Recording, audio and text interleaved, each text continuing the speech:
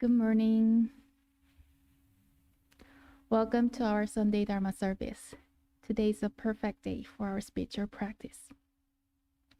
We'll be engaging in yoga, seated meditation, chanting meditation, and we'll also listen to a Dharma talk from Reverend Ginger.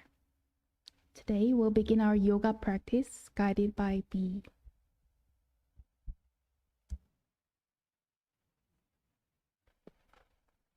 Good morning.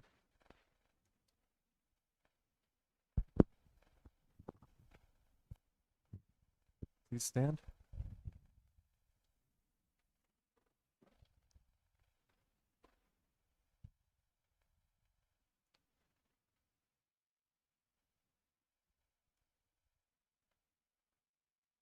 Feet shoulder width apart.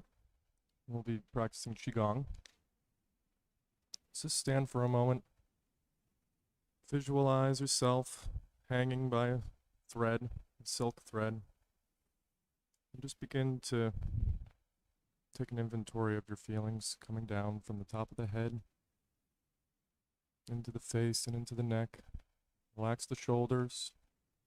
Let the arms hang loosely. Soften the knees and the ankles. And feel firmly planted in this space.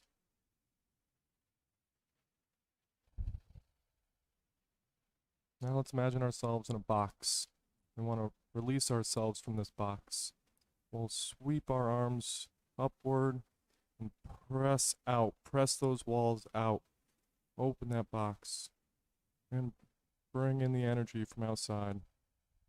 And push up at the ceiling of the box. And pull the energy from the universe down upon you. Press outward. Pull in.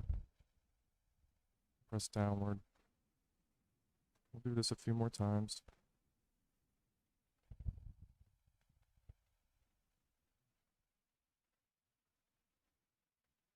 Really open up the chest, open up the joints.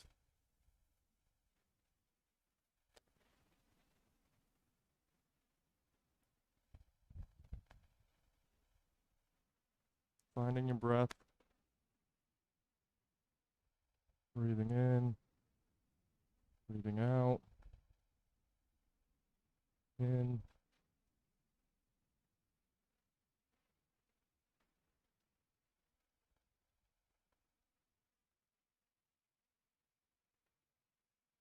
And one more set.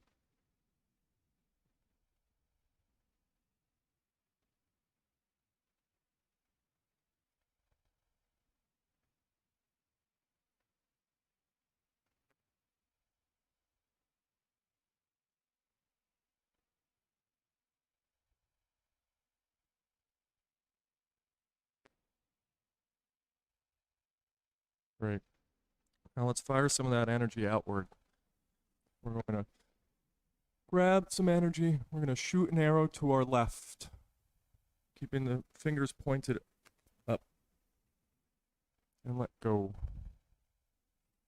We'll cross our arms and we'll do it again. To the right this time.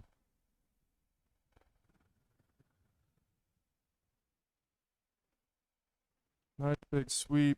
Open up the chest. Bring that energy down and fire it out.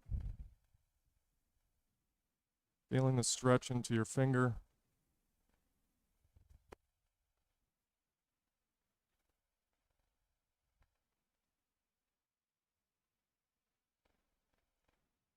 One more on each side.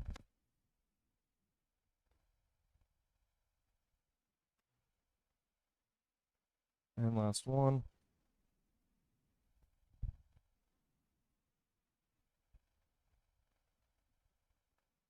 Wonderful. The next one is a little bit of a combination of balance and, again, energy work. It's called, sorry, I'm not always great with the names, playing the lute. Okay, we'll sweep out.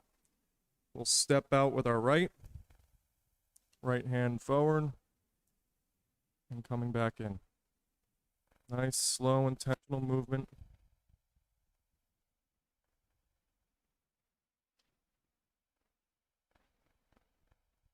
Feel firm into your feet before kicking out.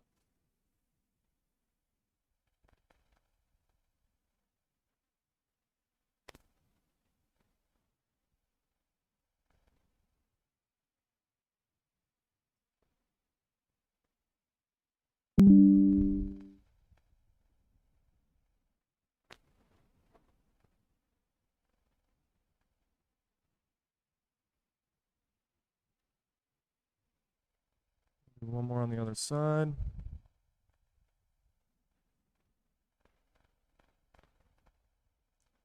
All right. I'll do something similar, but it includes more of a side bend. Okay. I'll demonstrate one first because it's a little bit more technical. It's called chasing the rainbow. I'll begin on my left side, and then follow me on to my right. We'll sweep out and side bend down towards the feet. Looking down towards the feet, coming up onto the other side. This is one of my favorites.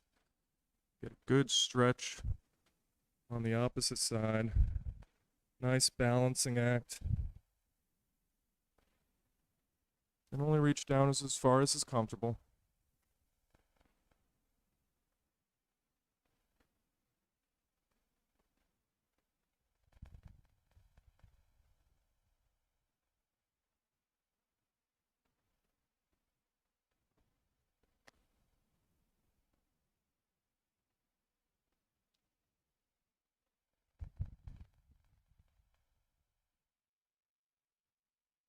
One more on each side.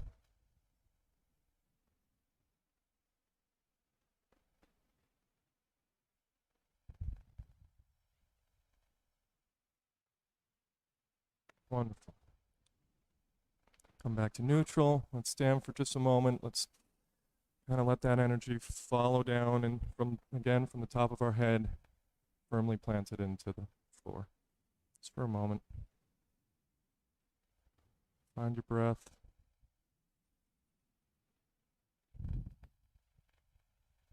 Let's bring our arms up to chest height, palms facing up, and just lightly turn down.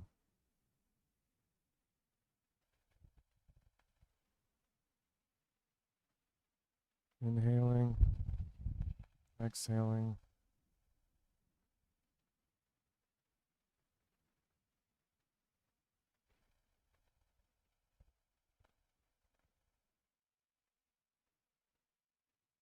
It said if you do this movement alone 100 times a day, you'll live forever. I haven't reached that yet. It's powerful stuff. Moving that energy around, moving the lymph around, cleaning our systems. Our lymph system requires that we move. We have this great, big, beautiful heart in order to move the blood around, but our lymph does not.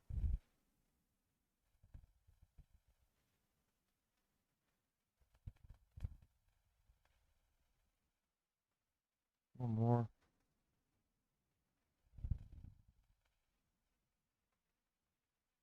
We'll do just standing side bend just once more. We'll start on the left, just reaching down.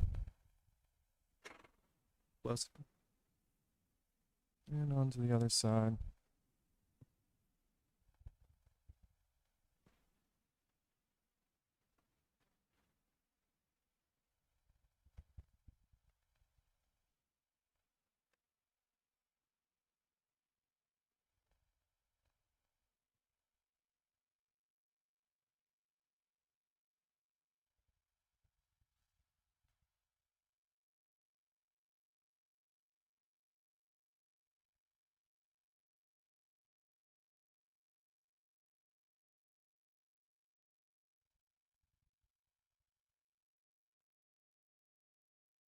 And last one.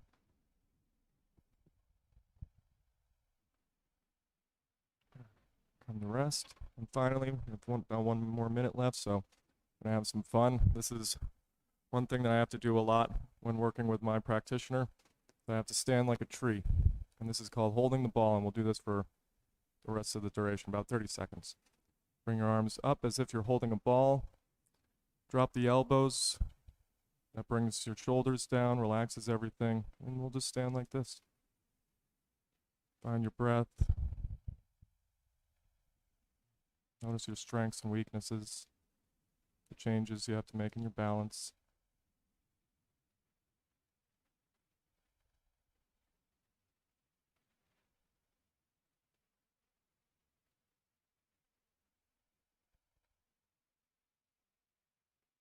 And come to rest. Thank you. Please stand. Continue to stand.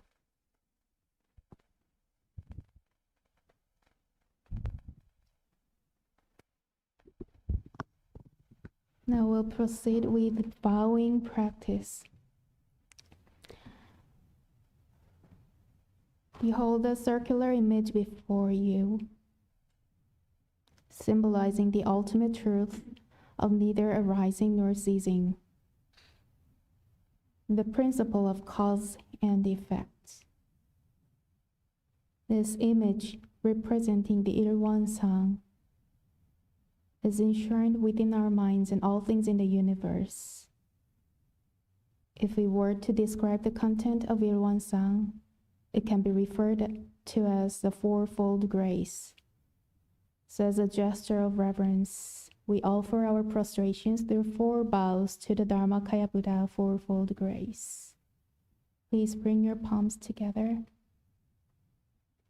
We'll bow 4 times in a standing posture. We bow to the Dharmakaya Buddha fourfold grace, the grace of heaven and earth.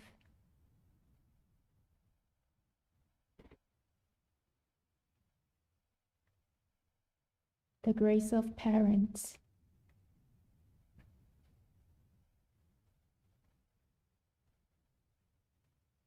The grace of fellow beings.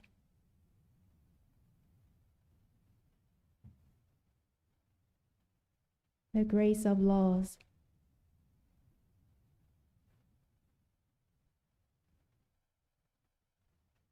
And now let's turn and greet our Dharma friends.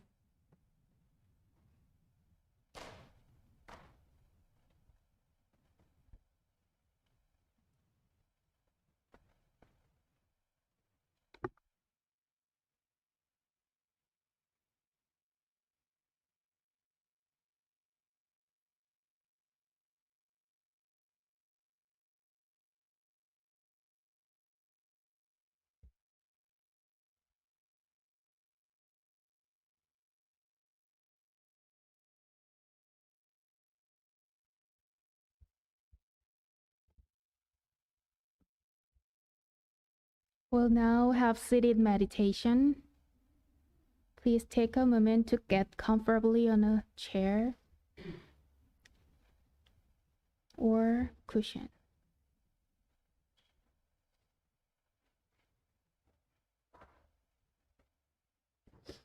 Patty Wanjijang will lead us through the method of seated meditation.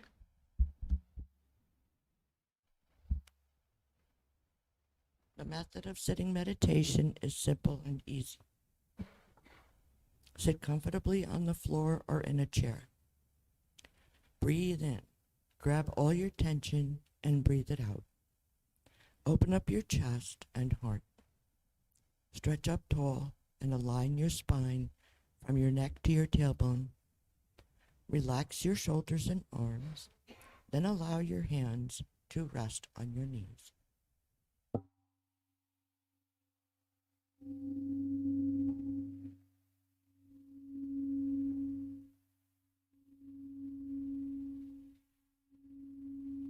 Bring your attention to your breath. As you exhale, release all mental and physical tension. Invite your attention to abide in your chi energy field, which is called Danja. This is located about 2 inches below your navel and is the power center for your breathing.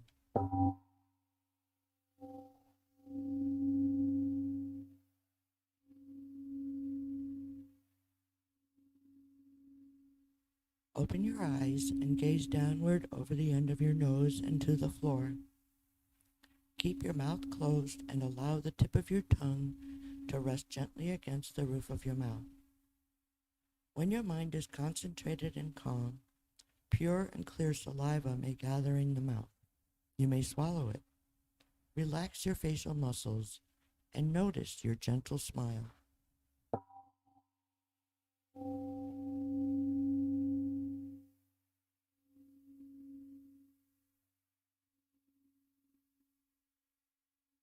If your face or body begins to itch, do not scratch. This is just a sign of the energy circulating in your body. Simply note the itching and let it pass. If your legs ache unbearably, you may change position very slowly and quietly so that you maintain a calm stillness and do not interrupt others.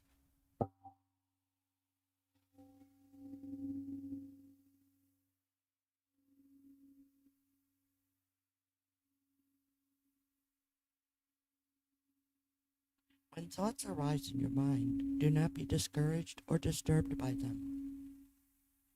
Simply focus on your breathing without reacting to or playing with those thoughts. Recognize them as thoughts. They will disappear by themselves. And remember, keep bringing your awareness back to your Danjan breathing center.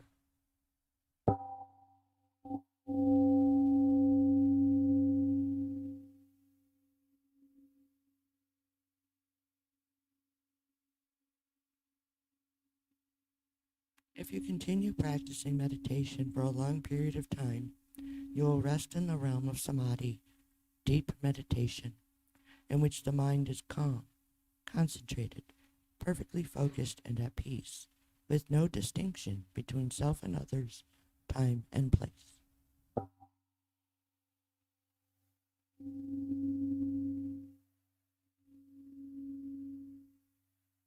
We are grateful to sit quietly together, finding the still point within. May we be here now, aware of our ever calm and alert spirit.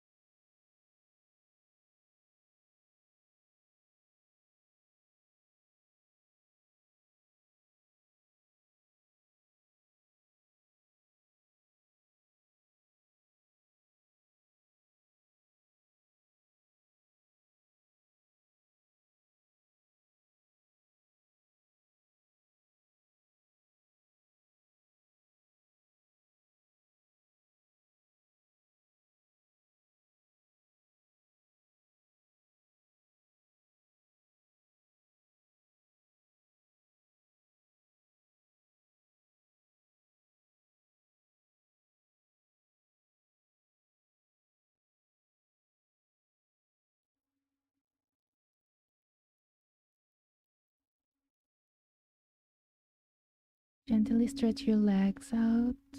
Wiggle your wrists and ankles. Relax your neck, back. Massage your knees.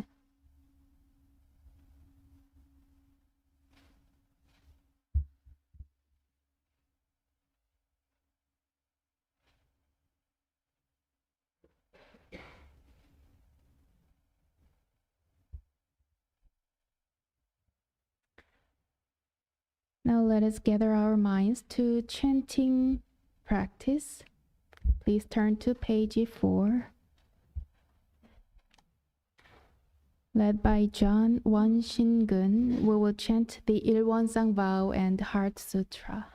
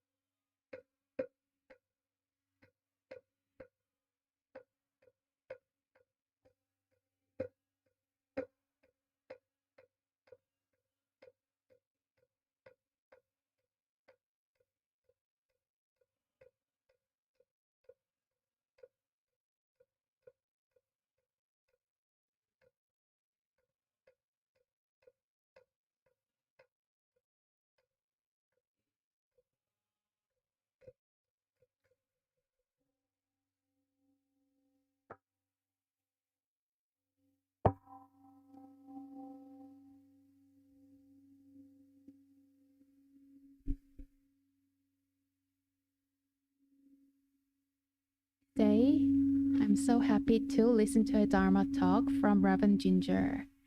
The title of her talk is Spiritual Capacity. How open are you to Dharma teachings?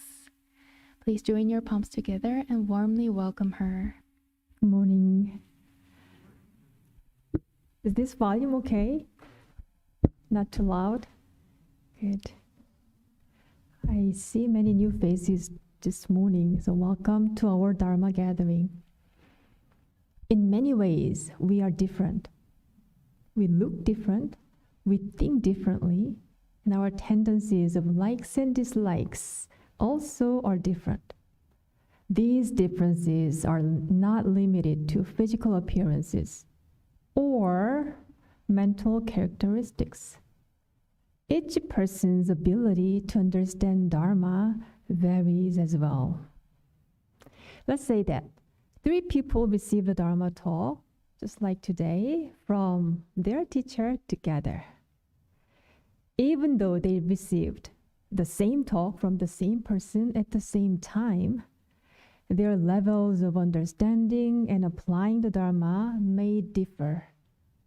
One person might have understood the point of the talk and put it into practice right away. Another might have understood it but found it difficult to adopt the teaching directly in life. The last one might not have understood the teaching at all. Why is this? Because each of their karma has been created differently throughout their lifetimes, resulting in varying capabilities to observe Dharma. Master Sotaesan, the founding teacher of Won Buddhism, said that the spiritual capacities of all practitioners vary by tens of thousands of degrees, but they may generally be categorized into 3 levels: high, medium, and low. High, medium, and low. This morning, I'd like to walk you through these 3 levels of spiritual capacity. Let's begin by looking at high level of spiritual capacity. So this capacity, high capacity, refers to the ability where discernment and belief are immediately established upon hearing and listening the right Dharma, allowing one to carry out all spiritual practices with self-confidence. Sotaesan described practitioners in this group as precious and promising. Who are those people? I am in this group. Please, hand up. Nobody? Okay, let's see. The prototypical person in this group is Hanung, who became the 6th patriarch in Zen Buddhism in China. So patriarch is the word for head Dharma master in Won Buddhism. Hanung was a commoner who earned a living by collecting and selling firewood. One day at a marketplace, he overheard someone reciting a verse from Diamond Sutra: to give rise to a mind that does not dwell anywhere. To give a rise to a mind that does not dwell anywhere. Without being formally educated or practicing Buddhism himself, he would not know what the Diamond Sutra was, but his mind fully awakened right there upon hearing this line. He must have accumulated a great deal of good karma, I think. After that event, he sought out the 5th patriarch. Despite his lack of formal training, Hanung's deep understanding of the Dharma impressed the 5th patriarch, who secretly appointed him as his successor. However, Hanung was advised to hide himself for a while to avoid jealousy and potential harm from others. So following this guidance, Hanung lived in among thieves for 18 years before revealing himself to the general public. So this is someone who's in this high spiritual capacity. So upon learning about Hanung's story, you might think high spiritual capacity is someone else's path, not mine. Anybody think this way? Very good. I have several people hand up because I used to think this way. I believed it required extraordinary abilities which I lacked, and I almost gave up on expanding my Dharma capacity. However, my thinking has evolved.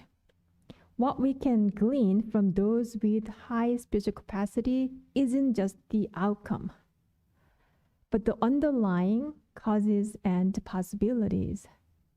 These include having a broad vision, a love of learning, and perseverance. As I searched for hidden potentials, I see many around me demonstrating vast spiritual capacity. One such person is Venerable Myung-Ta-Won-nim, a retired Kyomun-nim who lives with us. But this morning, she is visiting Flushing Temple right now, so she is here with her spirit. The other day, when the temperature surged to over 90 degrees, she settled into the air-conditioned dining hall, deeply engrossed in reading and copying the scriptures of Won Buddhism. So I asked, why are you doing this? And she explained that she is preparing for her next life. And she was not kidding at all. Her commitment extends beyond learning the Dharma in all aspects of life, from exercising to gardening. Once she begins, she never ceases to practice. So now I also regard the people in this group as precious and full of promise, like Venerable Myung-Ta-Won-nim, and hoping someday I could be counted among them. What then could be the next promising group of people? Choice is very simple, either medium or low, right? You may think it is a group of medium spiritual capacity. However, it is actually those with low spiritual capacity. So let's first read the text and see why and what that is so. Low spiritual capacity refers to the state where one is unable to differentiate the perverse from the upright. If well guided, such a person conforms directly to that guidance without calculating or doubting. While they may lack self-confidence in their own abilities, their spirits are simply pure. In a way, their minds are like sponges, similar to those of little children who observe teachings without filtering or doubt. Indeed, having a mind free of calculations is crucial for fostering faith. With this mindset, their practice can become steadfast, paving the way for steady progress. Consider the story of the father and the son who trusted each other. Once upon a time, there lived a father and his son in a small village. One day, the son went on a trip for a few days. During this trip, there was an opportunity to take a boat to go sightseeing on island. Soon after, bad news spread in the village that all the people on the boat had died due to a severe storm. People came to his father, worried about his son. But the father showed no concern at all for his son's safety. The father said, "I told my son not to take a boat on a strong windy day, so he won't be on board. Just as his father predicted, a few days later, the son returned home safely. What can we learn from this story? Building trust in one another eases troubled minds and unnecessary worries. Moreover, building trust entails having no second thought. In fact, trust is the foundation of faith in a religious context. So what occurs when there is no firmly established faith? We would enter the phase of medium capacity. Let's delve into this phase. What does it involve and who belongs to this group? Medium spiritual capacity refers to the ability where one neither comprehends with precision nor is totally ignorant. Being unable to resolve one's doubts, one is always weighing the Dharma and the teacher, always weighing. Think about those moments when you were in the honeymoon phase of any kind. You were enthusiastic and willing to take new information with curiosity. But as we know, this phase usually phase after about 3 months or so. Then what comes next? Familiarity sets in, and we begin to form our own opinions and preferences. Our initial eagerness to learn and follow the given guidance may diminish. What does this mean? It means we no longer maintain a beginner's mind. Without a beginner's mind, everything becomes a source of doubt. This explains the stage of medium capacity. The guidance of your teacher may seem suspicious at this stage, so you keep thinking, why? Some of you may argue, isn't one Buddhism encouraging people to have a questioning mind? The answer is yes and no. Yes, when the questioning mind is based on trust and faith in teachers and Dharma. But no, when your questioning mind is driven by your judgment and calculations, and it is called a foxy mind, not a questioning mind. A fox, by its nature, has a tendency to look back to see if anyone is chasing. Similarly, a foxy mind revisits doubts and hesitations repeatedly. Suppose you plant a tree seed in a container. After a while, you do not see a visible sign of growth. With a foxy mind, you would dig up the soil to check on the seed, doubting the initial instructions. What would happen then? The tree won't grow and may even die.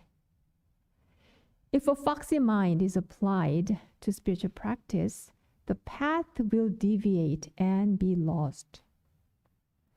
Therefore, throughout the Buddhist tradition, teachers often caution practitioners against holding a foxy mind. This is very concerning stage. Enlightened teachers warned that when practitioners harbor a foxy mind, it not only distracts their own practice, but also influences others. While our physical body dies and affects us just for one time, a distracted mind led by doubts can impact many lifetimes ahead. We must be aware of this warning. And this is why the stage of medium spiritual capacity is often referred to as the illness of our mind. By now, some of you may feel uncomfortable with this information. And yes, indeed, medium spiritual capacity is a phase meant to feel uneasy and challenging. However, it is important to know this level and its symptoms. So I'll talk about the symptoms. Symptom number 1 is boredom. Feeling bored with the threefold practice, everything becomes tiring and tedious. If this symptom persists, words and actions may become harsher and more improper compared to non-practitioners. Somehow, humid and hot summer weather resembles the boredom of practice. Movements may become sluggish, and thoughts may adopt a whatever mindset. This is boredom of the symptom of medium spiritual capacity. Symptom number 2, stubbornness. When you find yourself repeatedly being told you are stubborn, you want to check in with your own mind. If doubts about your teacher and colleagues' advice arise, take time to reflect. Even if you believe your actions are motivated by pure service to others. Symptom number 3 is a conceited mind. This symptom is seen in those whose practice has moved beyond boredom and has advanced, yet they are not fully awakened. They are in the middle ground between having an excellent understanding of Dharma and complete enlightenment. Sometimes their speech or writing impresses others and earns praise from them. So being conceited creeps into their spirit. If this symptom persists, they begin to analyze their teacher's guidance and the right Dharma. They may forgive their own faults due to overconfidence. Dangerous. It is dangerous. There are many good spiritual teachers, but truly great ones are rare. Why is that? It's because of the challenge of overcoming the phase of medium capacity. Additionally, those of medium capacity may not be fortunate enough to encounter supremely enlightened teachers around them or receive the right guidance. What should we do to deal with this challenge? What can we do to overcome this stage and progress our practice? First and foremost, we need to be courageous to see which part of our practice needs attention. With courage, we will be able to truly listen to how others see our patterns of thoughts, our behaviors, and understanding of Dharma. Master Sotaesan said that if the relationship between a teacher and a student is like that of parents and children, the right Dharma will be transmitted.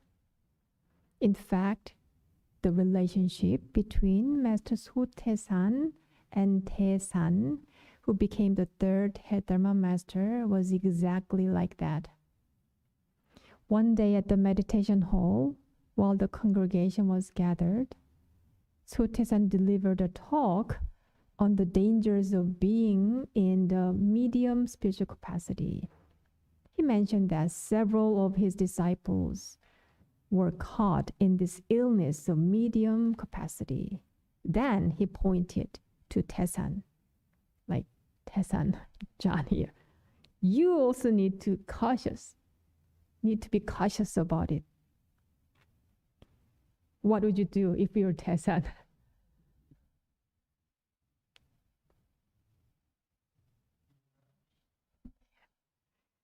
Yes, most likely, average people would feel embarrassed at first. I'll be embarrassed a lot. Perhaps denying or negating it, and considering leaving the teacher, if not physically, then by ceasing to seek guidance from them, which would be very unfortunate and regrettable for them. But it is not the case for Taesan. Perhaps he might have felt embarrassed initially, but he retreated to his room and did not emerge. He refrained from eating and drinking for 3 days, deeply reflecting on his mind.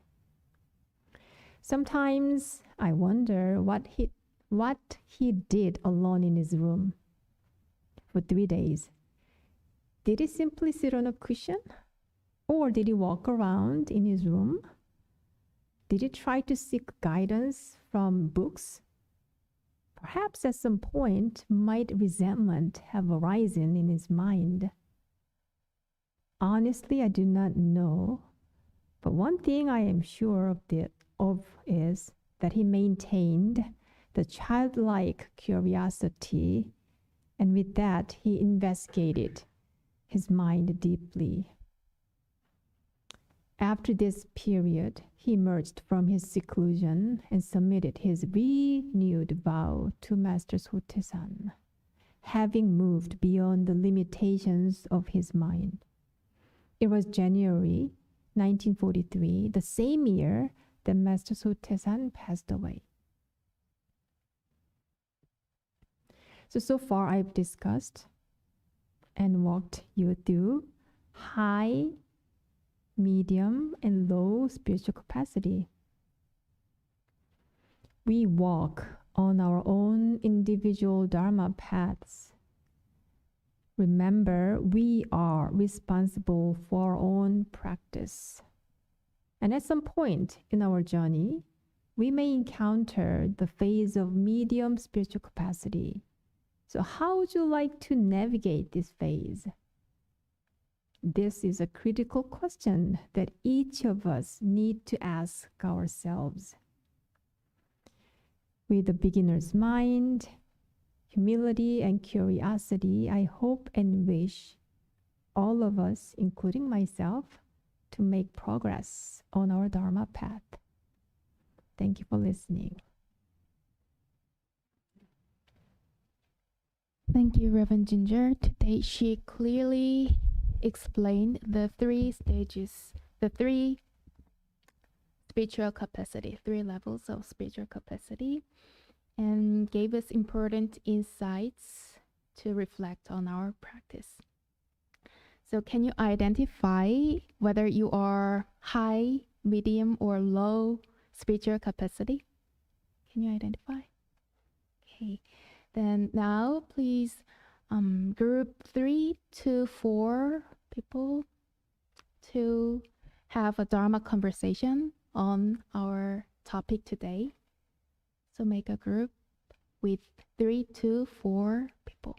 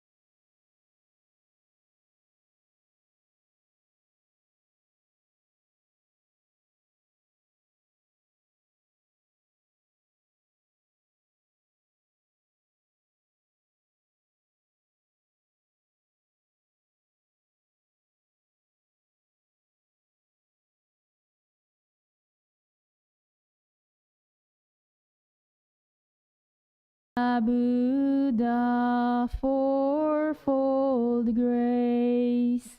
I begin a new day with compassion. Today, making the world a more loving place. May I do all that I can for one world. Thank you for joining us today. This concludes our Sunday Dharma service.